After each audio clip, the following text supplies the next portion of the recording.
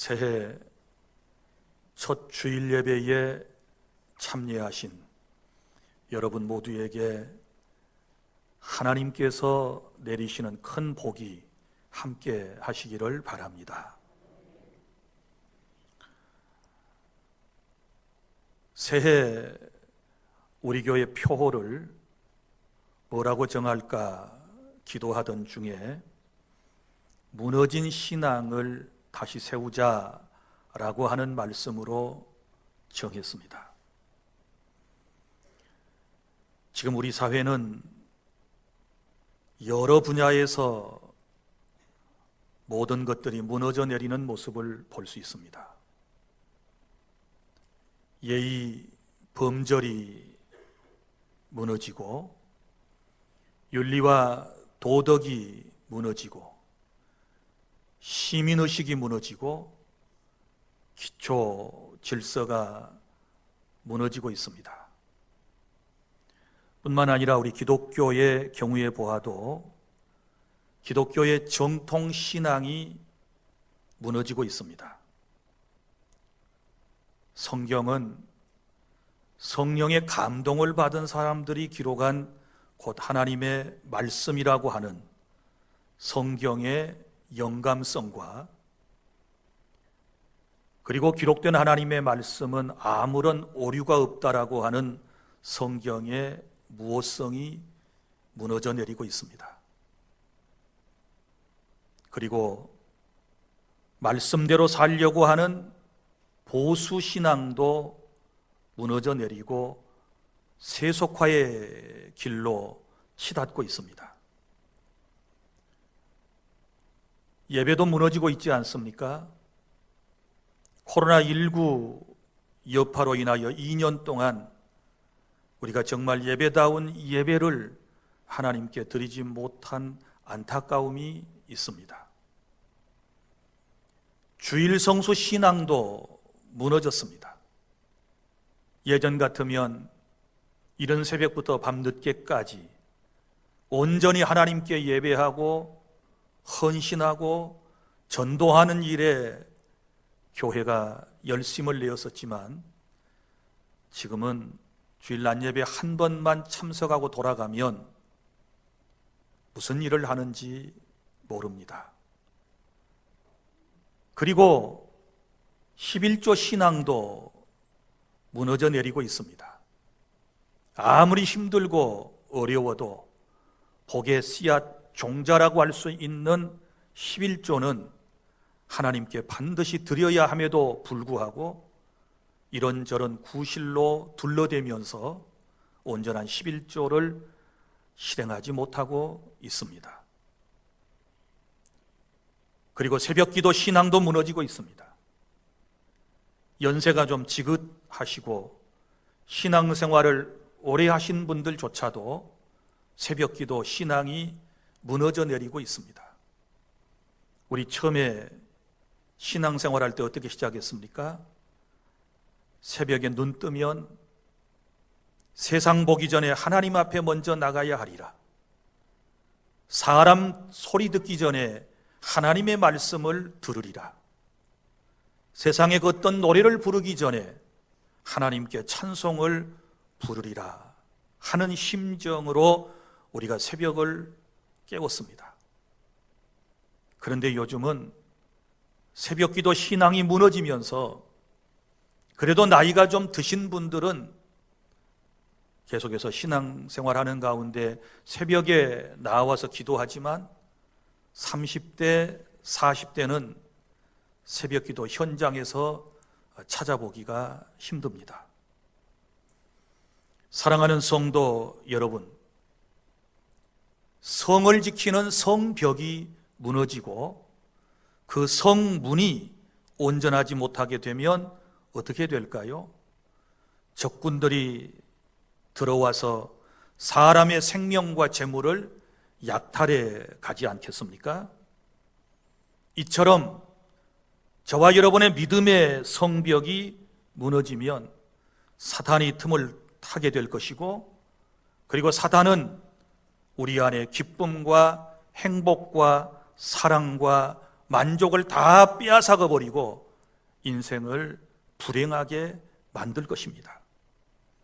새해에는 무너진 성벽을 재건하듯 저와 여러분의 신앙도 다시 건축하는, 보수하는 그런 한 해가 될 수 있기를 바랍니다. 오늘부터 주일 난 예배 때 이제 구약성경 느헤미야서를 계속해서 강론해 드리겠습니다. 느헤미야서의 내용은 무너진 예루살렘 성벽을 재건하는 말씀입니다. 그래서 느헤미야서에 가장 많이 나오는 단어는 재건이라고 하는 말입니다. 우리가 이 느헤미야 말씀을 이해하기 위해서 이스라엘의 역사를 정리해 볼 필요가 있습니다. 아주 간략하게 말씀을 드리면 통일 왕국 시대, 곧 왕정 시대 때부터 설명을 드리면 이렇습니다. 원래 이스라엘에는 왕이 없었지요. 그런데 백성이 하도 원하기 때문에 하나님께서 그들 가운데 첫 번째 왕을 세우셨습니다. 잘 아시는 대로 사울입니다. 그러나 사울이 교만해졌고 자신의 사명을 잘 감당치 못함으로 하나님께서 다윗을 세워 이스라엘의 왕으로 세웠습니다. 그리고 다윗의 왕 솔로몬이 그 뒤를 이어 나라를 이끌어갑니다. 그러나 안타깝게도 솔로몬 이후에 통일 왕국이었던 이스라엘 공동체는 북과 남으로 나눠지게 됩니다.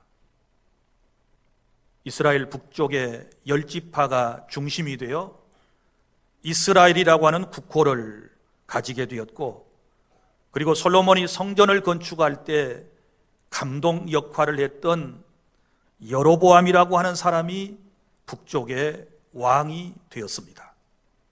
그리고 남쪽 유다를 중심으로 한 두 지파는 이제 예루살렘과 그리고 베들레헴 이쪽을 중심으로 해서 유다라고 하는 나라가 되었습니다. 그리고 솔로몬의 아들이었던 르호보암이 통치자가 된 것입니다.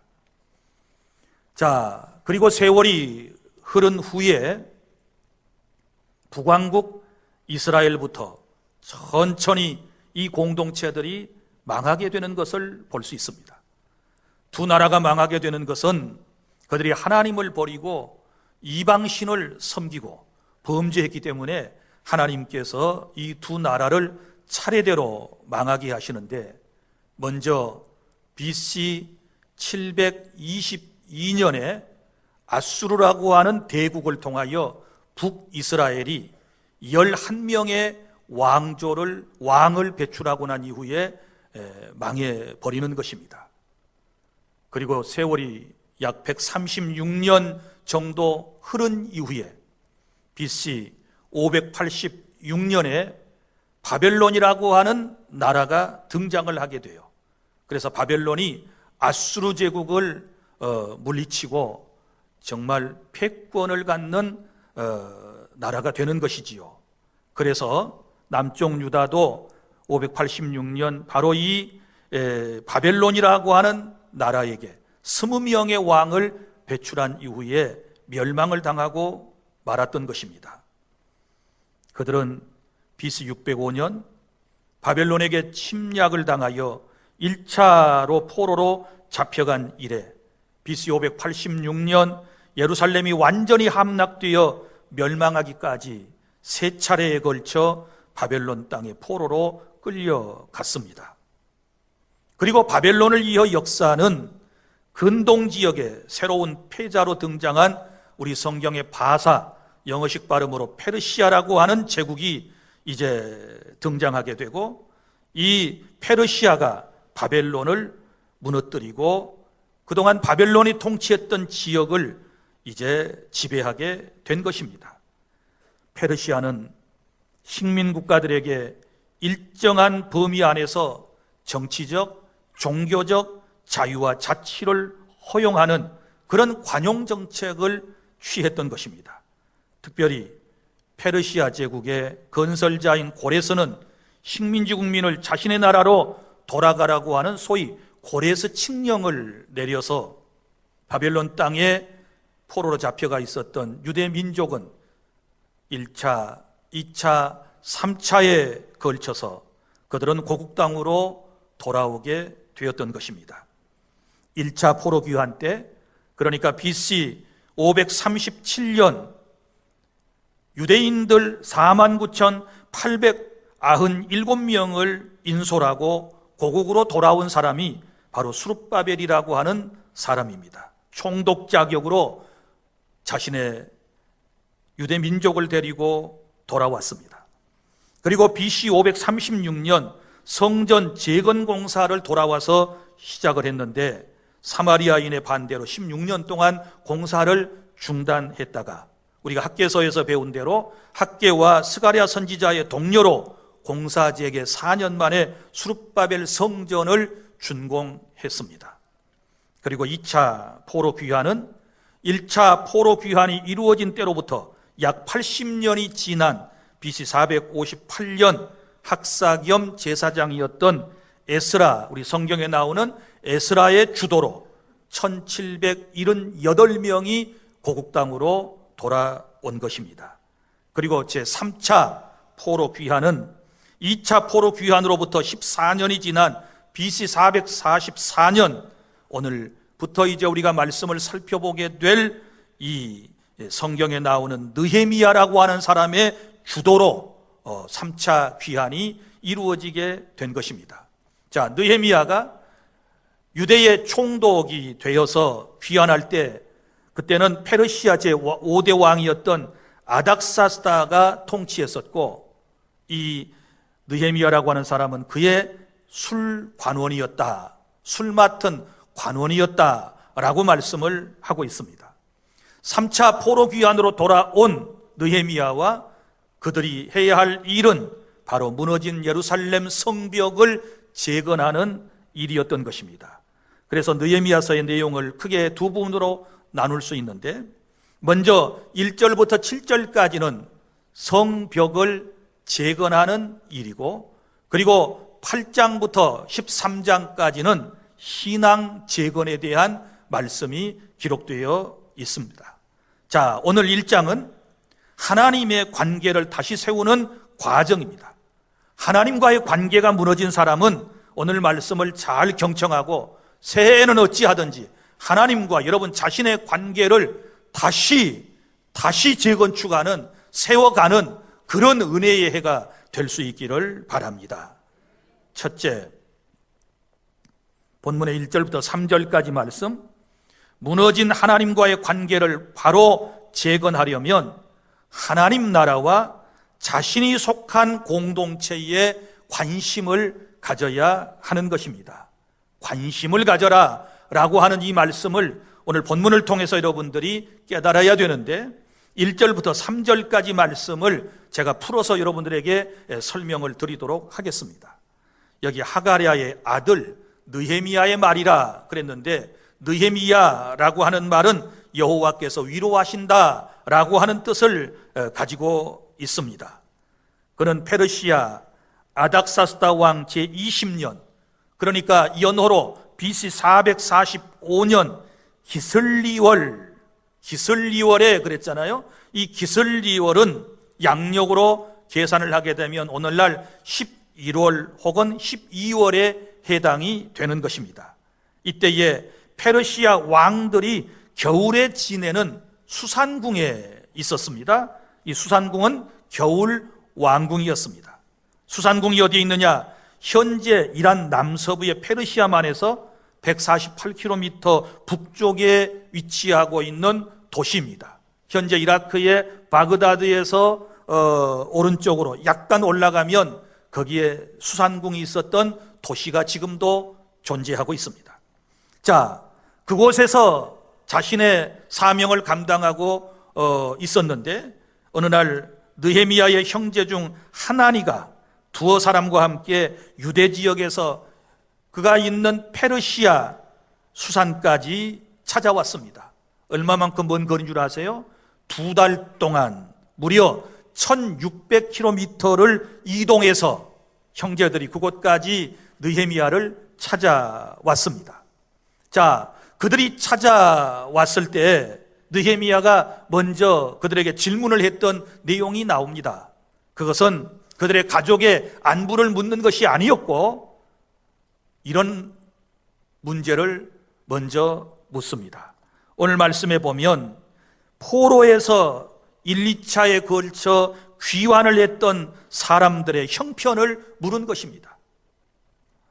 우리 조국 백성이 저 예루살렘에 돌아가서 어떻게 살고 있는지를 물었습니다. 그래서 유다와 예루살렘 사람들의 형편을 물었다라고 말씀을 하고 있지 않습니까? 사실 여기 지금 찾아온 느헤미야의 형제의 일행이 그 먼 곳까지 찾아온 목적도 다른 데 있는 것이 아니라 예루살렘의 참상을 말하고 느헤미야는 페르시아의 고관이니까 그에게 사정을 이야기해서 도움을 받기 위한 그런 목적을 가지고 그 먼 길을 왔던 것입니다.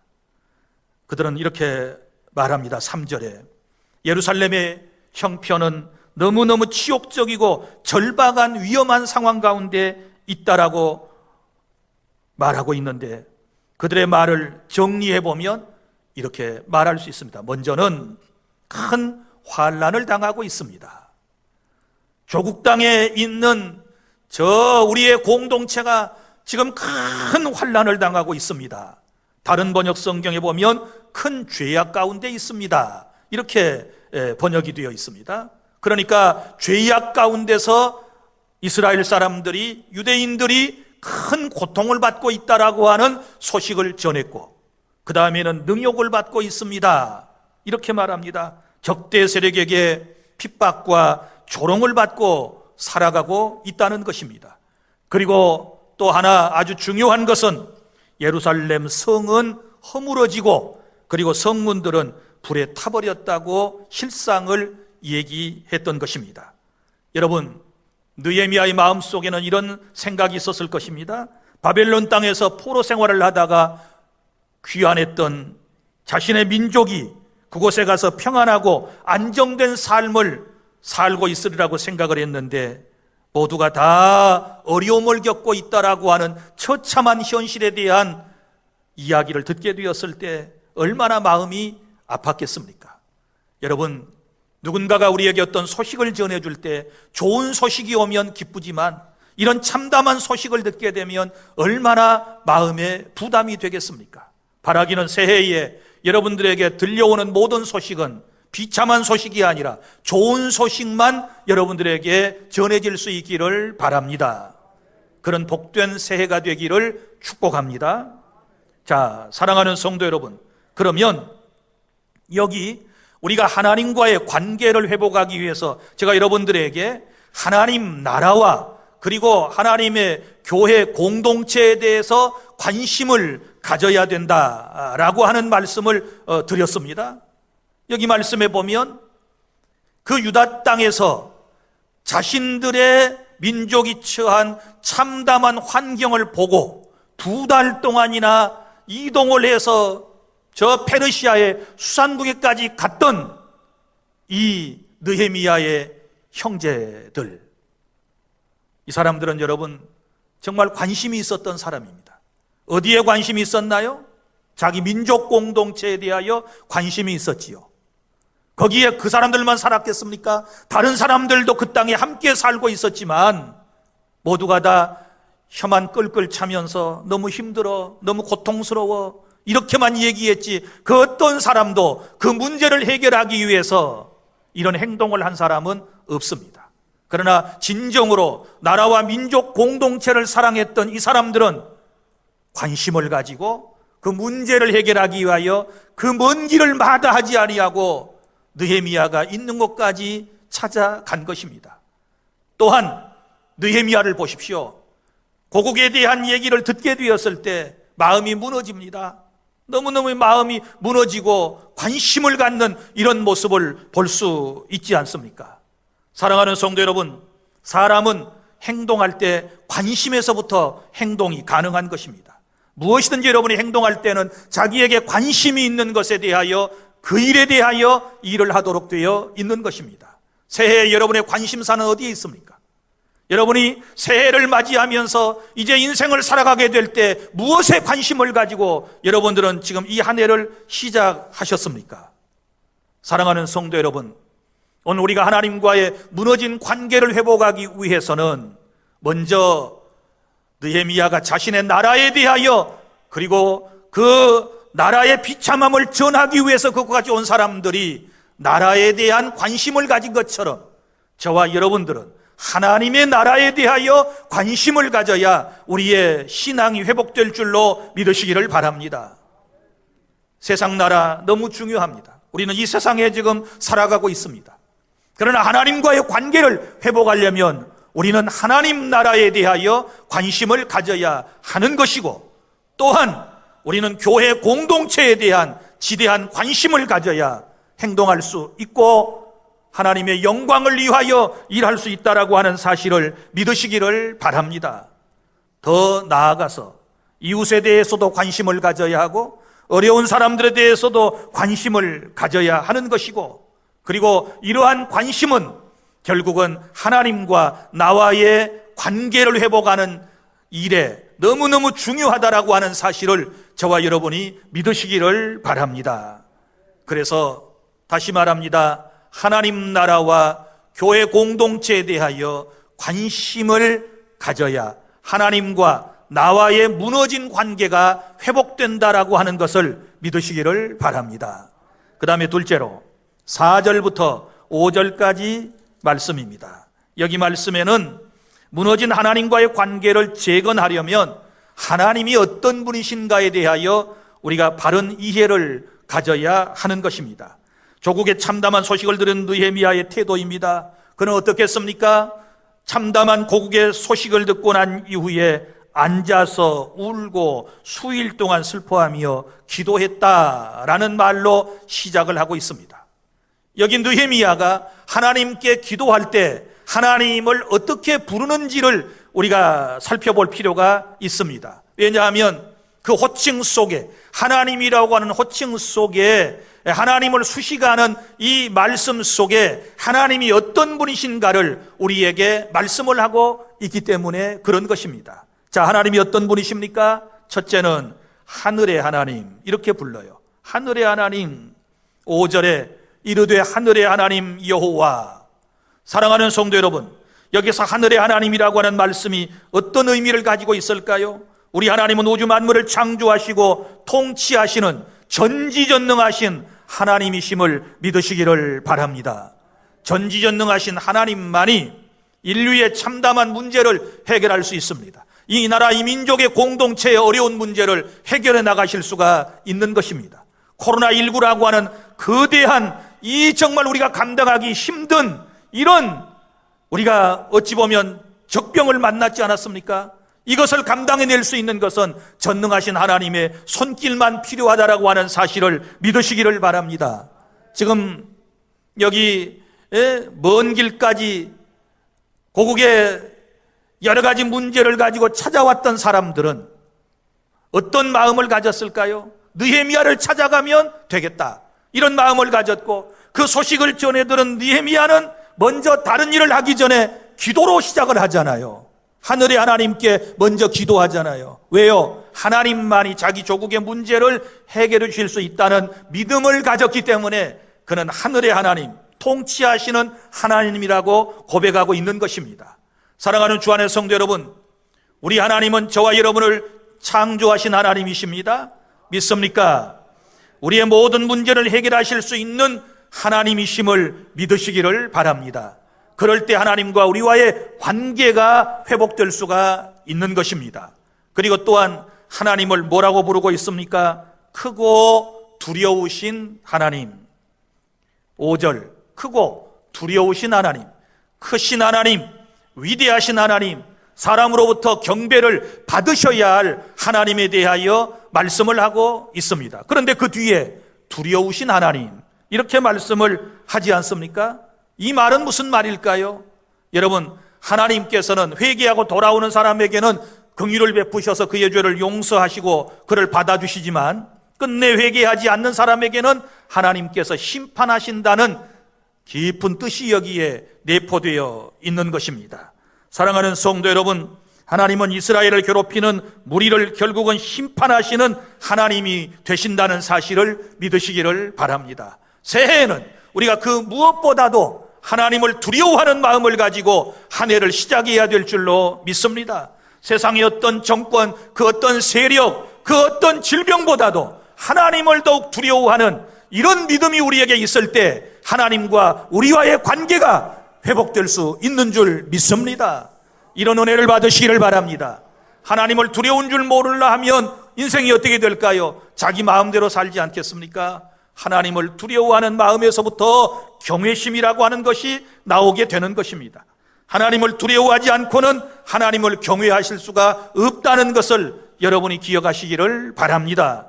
그리고 세 번째, 하나님을 어떻게 소개합니까? 언약을 지키시는 하나님, 이렇게 말씀을 합니다. 하나님이여 주를 사랑하고 주의 계명을 지키는 자에게 언약을 지키시며 이랬잖아요. 여러분, 하나님께서 우리 인간을 상대하실 때는 항상 언약 관계를 통하여 우리를 상대하시는 것입니다. 우리가 구약에서부터 신약까지 모든 것이 하나님의 언약의 말씀, 하나님께서 우리에게 약속하신 말씀이고 우리 하나님은 그 말씀을 반드시 이루어 주심을 믿으시기를 바랍니다. 인간이 범죄했을 때 인류의 구세주를, 구원할 자를 여인의 후손을 통하여 이 땅에 보내실 거라고 하는 창세기 3장 15절의 원시복음 최초의 약속을 우리 주 예수 그리스도께서는 이제 반드시 성취된 하나님의 응답으로 우리에게 하나님께로부터 보내심을 받았다는 사실을 믿으시기를 바랍니다. 주님이 하신 말씀은 이루어져요. 언약을 지키시는 하나님. 그런데 우리 인간은 어떻습니까? 하나님과 맺은 언약을 잘 지키지 않습니다. 우리는 너무너무 쉽게 변개해버리고 자기 자신의 입장만을 늘 변명을 하는 이런 못된 습성을 우리는 가지고 있습니다. 그러나 하나님은 신구약 성경을 통하여 우리에게 하신 말씀을 반드시 이루어 주실 줄로 믿으시기를 바랍니다. 그 다음에 네 번째, 하나님이 어떤 하나님이십니까? 긍휼을 베푸시는 하나님.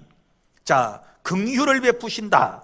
이 말은 은혜, 인자, 진리, 자비라고 하는 말로도 번역이 돼요. 그러니까 이 말의 뜻은 형편과 어떤 상황에서도 변함없이 사랑해 주심을 말씀을 하고 있는 것입니다. 이것이 하나님의 긍휼이신 줄로 믿으시기를 바랍니다. 지금까지 우리를 보살펴 주신 하나님, 우리를 사랑해 주신 하나님, 새해에도 이 놀라운 하나님의 사랑을 우리에게 베풀어 주실 것이고 이 주님의 놀라운 긍휼하심으로 한 해를 또 살아가게 된다는 사실을 믿으시기를 바랍니다.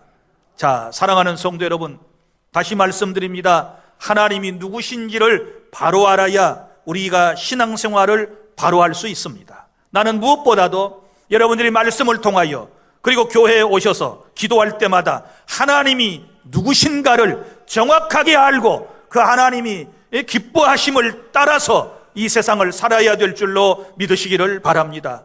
우리가 부모에게 효도를 할 때도요, 자식이 부모가 누군 줄을 알아야 되지요. 부모가 좋아하는 게 무엇이고 싫어하시는 게 무엇인지 이거를 알아야 자식이 부모의 마음에 맞도록 효성을 다하는 것처럼 우리가 신앙생활하는 것도 마찬가지예요. 하나님이 누구신지를 알아야 하나님의 마음에 맞는 삶을 통하여 하나님께 영광을 돌려드리게 될 줄로 믿습니다.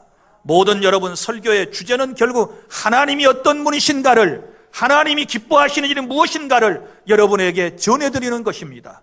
오늘 또 하나님이 어떤 분이신지를 여러분이 말씀을 통하여 배우셨다면 이 하나님이, 이 느헤미야가 고백했던 하나님이 나의 하나님이심을 믿으시기를 바랍니다. 하늘의 하나님, 크고 두려우신 하나님, 언약을 지키시는 하나님, 긍휼을 베풀어 주신 이 하나님과 함께 우리는 이 새해도 살아가게 될 줄 믿습니다. 그 다음에 셋째로 6절부터 11절까지 말씀은 어떻게 우리가 하나님과의 관계가 재건될 수 있을까요? 기도해야 하나님과 우리와의 관계가 회복되는 것입니다. 4절에서도 보면 사랑하는 조국의 비참한 소식을 들었을 때 그는 금식하며 기도했다고 말씀을 했습니다. 기도의 사람 느헤미야는 먼저 6절부터 7절에 조국의 현실이 참담한 이유가 죄 때문이라고 하는 것을 그는 알고 있습니다. 이처럼 기도하는 사람은 모든 문제의 원인을 금방 찾아내요. 그런데 기도하지 않고 하나님과의 관계가 회복되지 않은 사람은 어떤 문제가 생기면 계속해서 사회의 책임을 전가합니다. 정치인들에게 책임을 전가합니다. 어떤 국가의 정책에다가 책임을 전가합니다. 그리고 이웃에게, 타인에게 책임을 전가하고 자기는 아무런 잘못이 없다고 항변을 하는 사람들이 있는 것을 볼 수 있습니다. 그러나 기도하는 사람은 그렇지 않습니다. 기도하는 사람은 이렇게 깨닫는 것입니다. 6절 말씀입니다. 이제 종이 주의 종들인 이스라엘 자손을 위하여 주야로 기도하오며 이스라엘 자손이 주께 범죄한 자들을 자복하오니 주는 귀를 기울이시며 눈을 여시사 종의 기도를 들으시옵소서. 나와 내 아버지의 집이 범죄하여. 자, 왜 이런 어려움을 겪고 있느냐? 자기 자신과 그리고 아비의 집 사람들이, 유다 민족이 하나님 앞에 범죄했기 때문에 예루살렘이 저렇게 망해버렸다, 비참한 현실을 직면하고 있다, 이렇게 말하고 있지 않습니까? 기도하면 깨닫게 되는 거예요. 믿습니까? 새해는 기도함으로 여러분의 문제의 원인을 빨리빨리 잘 찾아내실 수 있기를 바랍니다. 7절도 보세요. 주를 향하여 크게 악을 행하여 주께서 주의 종 모세에게 명령하신 계명과 율례와 규례를 지키지 아니하였나이다. 아멘. 왜 이런 어려움이 왔다고요? 왜 예루살렘 성벽은 무너지고 그리고 성문들은 불에 탔다고요? 왜 외세의 침입을 받고 지금 고통을 받고 있다고 그는 깨닫고 있습니까? 그것은 바로 죄 때문이라는 것입니다. 기도를 통하여 자신들의 죄악을 지금 찾아내고 있는 것입니다. 그 다음에 또 보세요. 8절부터 10절까지 말씀은 이제 드디어 느헤미야가 기도하는 모습을 우리가 살펴봐야 되는데, 언약이라고 하는 것에 근거해서 회개의 기도를 하나님께 드리고 있다라고 하는 것을 8절에서 볼 수 있습니다. 옛적에 주께서 주의 종 모세에게 명령하여 이르시되 만일 너희가 범죄하면 내가 너희를 여러 나라 가운데에 흩을 것이요. 자, 이것은 옛날에 하나님께서 모세를 통해서 이스라엘 백성들과 언약하신 내용이거든요. 그 언약의 내용이 뭐예요? 만약에 너희가 범죄하면 너희를 여러 나라 가운데 흩어버릴 것이다. 이것은 나라가 망하여 이리저리 끌려다녀 이제 고통을 받을 것이다 라고 하는 말씀인데, 그 말씀이 이루어졌다 그 말이에요. 깨달아지십니까? 그래서 북쪽이 먼저 망하고 남쪽 망하고 바벨론 땅에 끌려가서 70년 동안 포로 생활을 하고, 그때 바벨론으로만 끌려갔겠습니까? 이리저리 끌려가서 유대민족은 디아스포라 민족이 되고 말았다 하는 것을 지금 상기하면서 기도하고 있는 것입니다. 그리고 또 보세요. 9절부터 10절입니다. 만일 내게로 돌아와 내 계명을 지켜 행하면 너희 쫓긴 자가 하늘 끝에 있을지라도 내가 거기서부터 그들을 모아 내 이름을 두려고 택한 곳에 돌아오게 하리라 하신 말씀을 이제 청하건대 기어가옵소서. 이들은 주께서 일찍이 큰 권능과 강한 손으로 구속하신 주의 종들이요 주의 백성이니이다. 아멘. 자, 여기도 보세요. 여기도 언약의 말씀에 근거해서 기도를 했는데, 그 말씀이 뭐예요? 만일 내게로 돌아와 내 계명을 지켜 행하면 하나님이 다시 어떻게 해주신다고요? 돌아오게 하리라. 이거 하나님의 약속이거든요. 그 약속대로 이스라엘 공동체를 회복시켜 주십시오 라고 간구하고 있는 것입니다. 사랑하는 주 안의 성도 여러분, 새해에 우리가 기도할 때 간구할 근거는 성경에서 항상 찾아내시기를 바랍니다. 약속의 말씀 가운데서 찾아내시기를 바랍니다. 무엇을 간구할 때도 하나님의 말씀에 이렇게 약속되어 있으니 그 말씀대로 하나님 내게 이루어 주시옵소서. 이렇게 기도해야 되는 거예요. 그러니까 어떤 사람이 성경적으로 올바른 기도를 할 수 있는가? 그건 하나님의 말씀을 잘 배우고 듣고 아는 사람이 그렇게 할 수 있는 거예요. 믿습니까? 이런 은혜를 받으실 수 있기를 바랍니다. 말씀에 근거해서 기도를 해야 한다라고 하는 것입니다. 그리고 이들은 주께서 일찍이 큰 권능과 강한 손으로 구속하신 주의 종들이요 주의 백성입니다. 하나님이 저 출애굽을 통하여 구원해 주셨고 어려울 때마다 이 민족 공동체를 구원해 주셨으니 하나님 이 백성을 회복시켜 주십시오 라고 지금 간구하고 있는 것 아니겠습니까? 자, 그래서 11절 마지막으로 응답의 확신을 가지고 기도했습니다. 자, 11절 주여 구하오니 귀를 기울이사 종의 기도와 주의 이름을 경외하기를 기뻐하는 종들의 기도를 들으시고 오늘 종이 형통하여 이 사람 앞에서 은혜를 입게 하옵소서 하였나니 그때 내가 왕의 술관원이 되었느니라. 아멘. 그는 확신을 가지고 간구하고 있습니다. 오늘 종이 형통하여 이렇게 말씀을 하고 있습니다. 이 말은 하나님의 은혜 가운데 평소에 그가 기도했던 대로 포로민의 후손이지만 저 페르시아 제국의 아닥사스다 왕 곁에서 술 맡은 관직을 가진 사람으로서 지금 그가 있다는 것을 고백을 하고 있는 것입니다. 그리고 맨 끝에 그때 내가 왕의 술관원이 되었다. 이 말은 앞에 기도를 했기 때문에 이런 관직이 주어졌다는 얘기가 아니고 원문의 뜻에 보면 그때 내가 왕의 술관원이었다 이렇게 되어 있어요. 그러니까 술 맡은 관원으로서 그는 지금 귀한 직분을 행한 것이 하나님의 은혜임을 알고 있는 것이지요. 자, 그러면 여기 느헤미야라고 하는 사람이 이제 페르시아 제국의 아닥사스다 왕의 술관원이라고 그랬는데 여러분 이 술관원은 도대체 어떤 사람일까요? 페르시아 제국의 고위 공직자를 의미하는 것입니다. 왕에게 올릴 술을 선정하고 그 맛을 보아서 독소의 유물을 가리는 그런 관원을 얘기하는 것입니다. 그러니까 왕에게 가장 신임받고 늘 왕의 곁에 있는 그런 관직을 가진 사람이다 그 말이에요. 그래서 나중에 느헤미야가 아닥사스다 왕에게 청원을 하지요. 지금 유다의 이 참담한 얘기를 듣고 청원을 합니다. 왕이시여, 지금 우리나라에서 내 형제 몇 명이 와서 그건 얘기를 하는데 아무래도 제가 그 나라에 돌아가서 성벽을 좀 재건하는 일을 해야 되겠습니다. 허락해 주십시오. 그랬더니 이 아닥사스다 왕이 바로 이 느헤미야라고 하는 사람을 총독으로 파송을 하게 되는 거예요. 그래서 3차 이제 귀환하는 유대인들을 인솔해서 고국 땅에 돌아가서 뭘 해요? 무너진 성벽을 재건축하는 사명을 누가 감당합니까? 느헤미야가 감당하게 된 거예요. 이 역사가 이제 느헤미야서에 쭉 기록되어 있는 것을 살펴보게 될 것입니다. 사랑하는 성도 여러분, 이제 말씀을 맺습니다. 이제 예루살렘 성벽과 성전이 무너진 것은 오늘 우리의 모습이라고 생각을 해야 합니다. 죄로 인해서 무너진 우리 개인과 교회 공동체의 모습이고 우리 사회의 모습인 것입니다. 성벽이 무너져 있으면 어떻게 될까요? 사방의 원수로부터 위협을 받습니다. 그리고 다 빼앗기게 될 것입니다.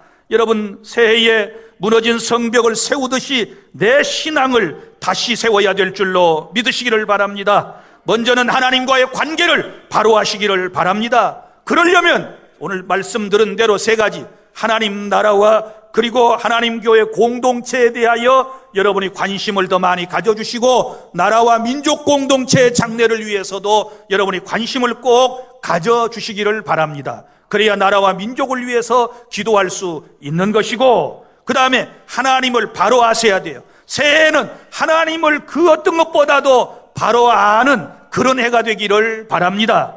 그리고 세 번째는 우리가 기도해야 돼요.